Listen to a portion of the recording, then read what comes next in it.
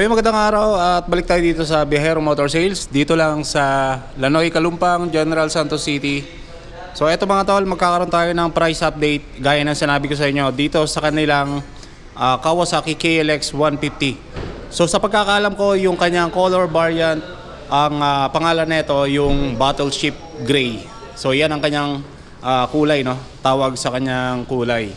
So eto, meron siyang color gray na kulay. Tapos may combination ng glossy black.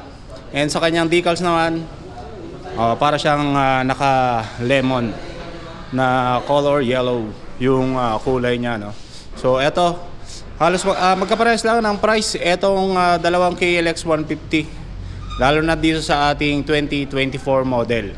So ayan, kung gusto mo na medyo dark side ng KLX 150, so eto yung ating 2024. At kung gusto mo naman ng makulay, dito sa ating 2023. So ito mga tol, ang kabuang price ng ating KLX 150 2024 model. So ito meron siyang 138,500 pesos. So yan po ang kanyang kabuang presyo kapag cash ang inyong in-avail dito sa motor na to. Siyempre kapag inutang nyo naman, magda-down lang kayo ng 25,000 pesos.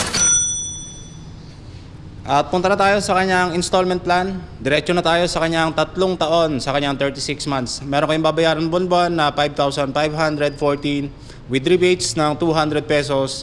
So magiging 5,314 yung inyong babayaran kada buwan. Siyempre meron niyang free LTO registration na 3 taon, TPL insurance, free jersey at free helmet. Dito lang yan sa Viajero Motor Sales Incorporated, Lanoy Subdivision, Barangay Kalumpang, General Santos City.